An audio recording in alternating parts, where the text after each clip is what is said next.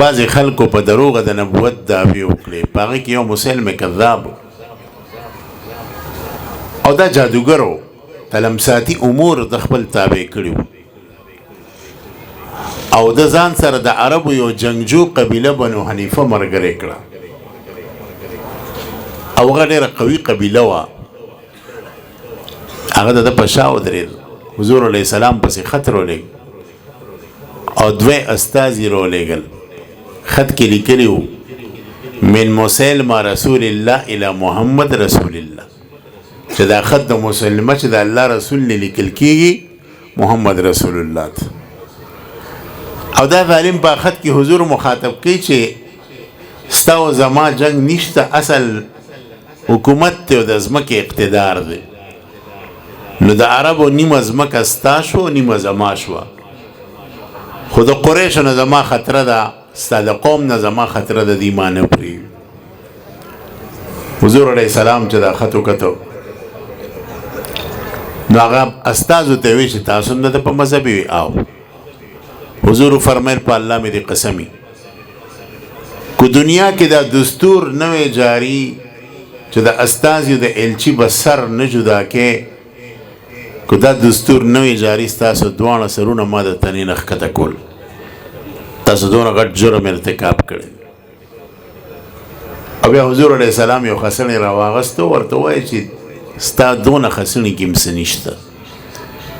او بیا خط ولیکو من محمد رسول الله الى مسلمه کذاب چې دا خط د امام الانبیاء علیه السلام د طرف نه دی دغه مشهور دروغجن ته چې مسلمه دی او په خط کې ولیکل چې ظالمه ځمکه خو د الله ده الله یې چې چاله ورکوي نو ورکوي او ښه انجام د متقیانو دپاره دی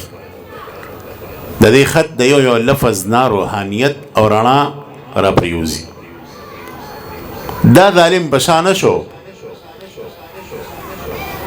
د حضور د وفات نه پس یو لشکر جرار د صحابه کرامو لاړو چې هغې کې لوی جبال لوی بهادران صحابه وو خالد بن ولید صاحب لوی صحابه او د سره مذاکرات وکړو د اسلام ته نه راتو د جنګ اعلان وشو د دغې جنګ کولو نه مخکې یو ښځه وه د هغې سجاح نوم سجاح دیم د نبوت دعوه وکړه دا بیا وروستو مسلمانه شوه هغه د خپلو زرګاو خلکو سره د ده خواله راله ده ورته چېرې مذاکرات کوو چې خیمې ته ننوته چې واپس راووته نو دواړو د نکاح فیصله کړې وه یو واده به وکړو دا سجاح چې خپل قوم له راله وي تا څه فیصله وکړه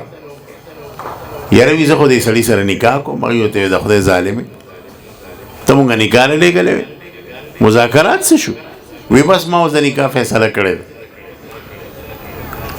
وی د نکاح خو تاسو کوئ خو مهر بس تاسې دا لاړه مسلمه ته وایي چې تا خو ما سره نکاح د کولو فیصله کړې ده خو مهر بس دا ډېر شاطر سړی و ډېر جادوګر و مکار انسان د وی مهر وی دا خو دې ډېره ښه خبره وکړه وی زما او ستا د نکاح په خوشحالۍ کې په پنځو منځونو کې د ماسخوتن او د ساري مونځ زما او ستا امتیانو ته ماپ شو تاسو خیال کړئ منافقینو باندې دا دوه منځونه ډېر ګران دي وی دا دواړه منځونه ماپ شو هغه راله خپل قوم ته اعلان وکړو چې د نکاح په خوشحالۍ کې په مهر کې دوه منځونه ماپ شو هغې مې حیران چې دا لا څنګه مهر دی مسلمانانو سره د جنگ اراده کړې وه سجاح ته ووایي سجاح ورته وایي هر څه کومه خو دې کار کې د سره شریکه نه یم ځکه دا مسلمانان چې دي خطرناک دي دې سره ایماني قوت دی او تا ته هم پته ده او ما ته هم پته ده چې دواړه په دروغ وي او هغوی په رښتیا دي نو د هغې مقابله موږ نشو کولی دغه دی چې زه نخپوس یې لیک کړم دا ته لاړه وتښتېده 40,000 کسان یې دې بوتل دی یوازې پاتې شو خو بیا مې یو طاقت و هغه وخت کې لیکن صحابه کرامو سره د ایمان هغه عظیمه جذبه وه د ختم نبوت مبارک او عظیمه عقیده وه دی پې حمله وکړه جنگ شروع شو او د بنو حنیفه جنگجو خلک د ټیپرو د مولو په شان پرېوځي قتل کېږي مسلم کذاب ته چې اندازه ولګېد یو باغ کې غټ باغ چاردیواري ته و پاغي کې پناه واغست صحابه کرامو پرې نه خو د هغې ورپسې هلته ورل جنگ شوروش حضرت وحشي رضی الله عنه صحابي دی او دا هغه سړی دی چې په غزوه احد کې د حضرت حمزه رضی الله تعالی عنه شهادت ته د پلاس کې شو او هغه وخت کې دی کافرو د پلاس باندې هغه شهید شو کله چې دی مسلمان چې حضور علیه السلام مخې له راغی وی چې دا وحشي دی حضور ورته وی ټیک دی اسلام دی قبول دی خو زما مخې نه مراز زما د ګل په شان تر تا شهید کړی او خو د الله زمری و اسد الله الغالب د حضرت حمزه دا لقب د الله زمری دغه شهید کړو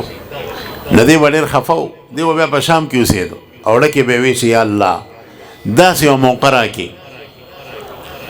چې څنګه مې کفر کې کومه ګناه کړې د اسلام کې داسې خدمت وکړم چې دغه ګناه پې وینځم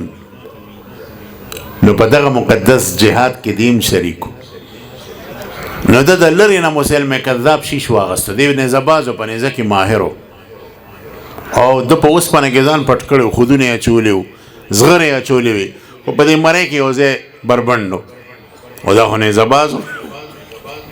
او د نیزې شیشې چې واغستو نیزې ورخوسې کړه سیدې وله د مرۍ په دې قوطه کې ورمنډل او بل طرف ته یې په دې ملا وباسل او مردار را پرېوت او مسلمانانو الله اکبر ناره پورته کړه او یو وینځي پکې आवाज وکړو ای بنو حنیفه ستاسو پیغمبر یې ووژو بس دا ویلو چې تمام بنو حنیفه په تیښته باندې شو او چې کوم طرف ته به تښتېدل مسلمانانو به د ټیپر او د مولې په شان وژل 28,000 کسان یې ترې ووژل دا ګورې په خوله یادېږي 28,000 کسان او دغه مقدس جنگ کې صحابه کرامو کې تقریبا د صحیح روایت موافق 200 صحابه شهیدان شو 200 او اکثر هغه صحابو چې عالمانو د قرآن کریم ماهران عمده صحابو شهادت دا سبب شو چې سیدنا حضرت عمر رضی الله عنه حضرت سیدنا ابوبکر صدیق پسې راغی چې صحابه مسلسل شهیدان کیږي د قرآن حافظان شهیدان کیږي دا قرآن لیکل غواړي